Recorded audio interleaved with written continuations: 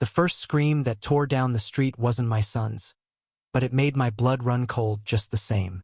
It was a sharp, indignant wail, pitched high with fake authority, the kind of sound that makes the hair on the back of your neck stand up. You can't be here. This child is in violation of community rules. By the time I looked up from sanding the porch railing, I saw her, Karen. Pink visor clamped over stringy blonde hair, oversized sunglasses hiding eyes I already knew were mean, lips pursed tight enough to crack. But what made my vision narrow to a pinpoint wasn't her face, it was her hand, wrapped around my son's wrist. My boy, Ethan, all of 8 years old, was standing frozen on the sidewalk, his soccer ball lying forgotten in the grass.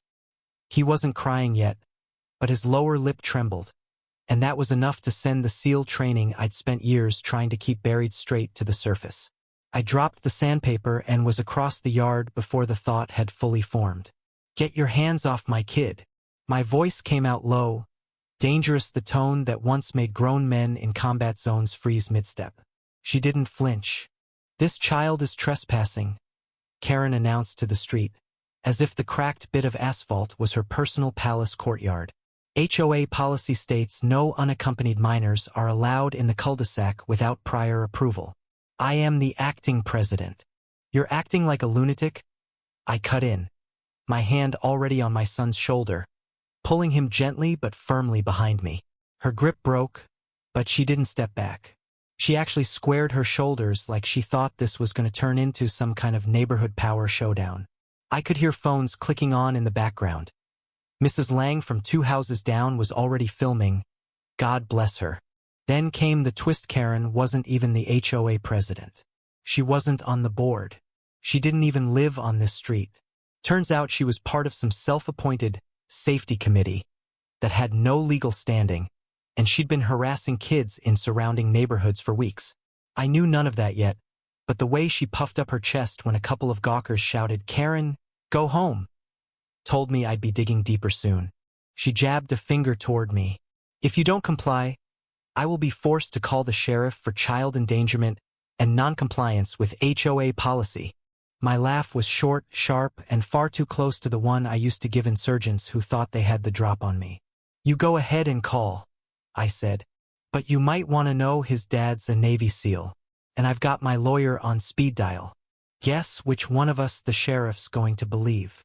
Something flickered in her expression, then hesitation.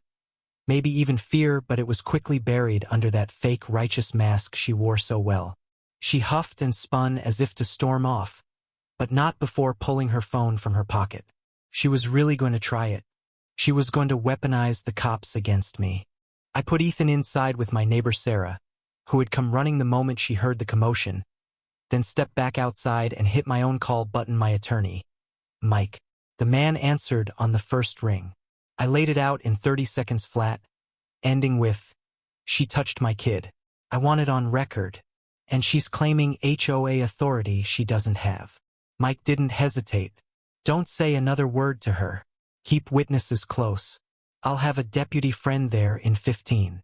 When I hung up, Karen was pacing like a cat on a hot roof, phone pressed to her ear.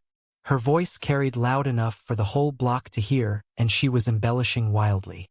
"Yes, officer. The man is threatening me with military violence. The child is unsupervised. This is a dangerous situation." My jaw clenched so hard it hurt. I caught Mrs. Lang's eyes. She tilted her phone to show me the live feed she was streaming. Hundreds of viewers already. I didn't step toward Karen. I didn't raise my voice. I just stood there, arms folded, letting her dig her own grave. I knew from experience sometimes the best counterattack is patience, backed by a wall of undeniable truth. And when the sirens finally wailed in the distance, I almost felt sorry for her. Almost. The cruiser rolled up slower than I expected. No flashing lights, just the crunch of tires on asphalt and the quiet authority of 2 uniformed deputies stepping out. The lead deputy, Morales, was an old friend of my attorney Mike. He scanned the scene, his gaze lingering on Ethan peeking from behind Sarah's legs, then on Karen, still holding her phone like it was a sword in battle. "All right," Morales said, voice calm but edged. Somebody want to explain why we've got reports of a child abduction and military threats? Karen pounced on the opening like a starving cat. Officer, thank goodness you're here. That man, she stabbed a manicured finger in my direction, grabbed a child who was unsupervised, threatened me with his military background, and refused to follow HOA policy. I demand you arrest him immediately for child endangerment. Morales didn't even look at me yet. He just asked, "Ma'am, what's your position in this HO?" Her chin lifted like she was preparing for a coronation. "Acting President of the Safety and Compliance Committee," she announced. "Our charter allows me to intervene in matters of—" "There is no such committee," Morales cut in deadpan. The words hit like a body blow. I saw her flinch, just for a moment, before she plastered that fake composure back on. "Well, there should be," she sputtered. "That's not how law works," Morales said flatly. He turned to Mrs. Lang. "You were filming?" She nodded and stepped forward, holding her phone out. Morales and his partner watched the video. Karen's hand on Ethan, my approach, her claim of trespassing, the whole sorry saga. By the time it ended, Morales looked at Karen like she was a misbehaving teenager. "Ma'am, you put your hands on a child that's not yours, made a false police report, and misrepresented yourself as an HOA official. That's 3 strikes in less than 10 minutes. Her voice shot up half an octave. "He threatened me. He said he's a Navy SEAL and that he has a lawyer." Morales actually smirked. "Having a lawyer isn't a threat, ma'am. It's called being smart. And if he's a Navy SEAL, the last thing I'd recommend is provoking him, especially when you're the one in the wrong." By now, neighbors had spilled out of their houses. Phones were up, whispers rippling through the crowd. I caught pieces of it. She did the same thing to the Johnson kids. "Did you hear she got banned from the real HOA meetings?" Like the whole street had been waiting for this showdown. Morales looked back at me. "Do you want to press charges for unlawful restraint of a minor?"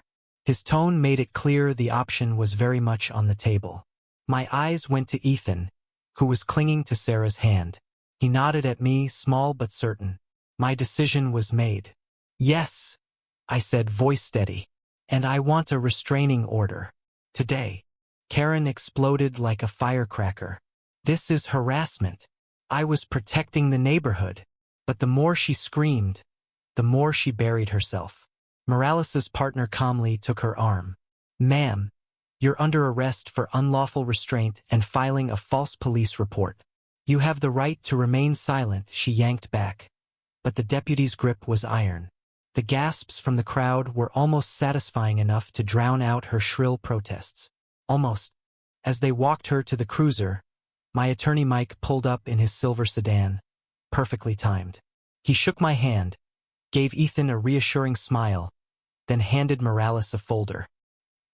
"Here's the cease and desist I've prepared for her fake committee activities, plus affidavits from other parents she's harassed. And here's a notarized statement from the actual HOA board confirming she's not an officer." Morales took it, scanning quickly. "Looks airtight." The deputies loaded Karen into the back of the cruiser. She caught my eye through the glass, face twisted with something between rage and disbelief, like she couldn't comprehend how her usual intimidation game had just imploded in front of an audience. That night, Mrs. Lang's video went viral, nearly 500,000 views by morning. The comments were a tidal wave of outrage and relief. Parents from all over town shared stories of her self-appointed crusades. The local paper picked it up, then the evening news. Karen's arrest photo ran right under the headline, "Fake HOA enforcer arrested for child abduction attempt." Within a week, the real HOA board issued a public letter banning her from all neighborhood meetings and events. Parents organized a block party for the kids, with Ethan as guest of honor. Sarah made him a shirt that read, in big block letters, "Not HOA property." As for me, the Navy SEAL in me wanted to consider the mission complete. But the father in me knew better. I pushed Mike to follow through with civil charges, not for the money, but for the permanent restraining order and the public record. 2 months later, the court granted both, plus ordered her to pay my legal fees. Ethan still plays soccer on that same street. Sometimes, When the ball rolls a little too far, he'll glance at me with that small, proud smile, the kind that says he knows his dad will always have his back. And maybe that's the real victory. Not the arrest, not the headlines, not even the legal win.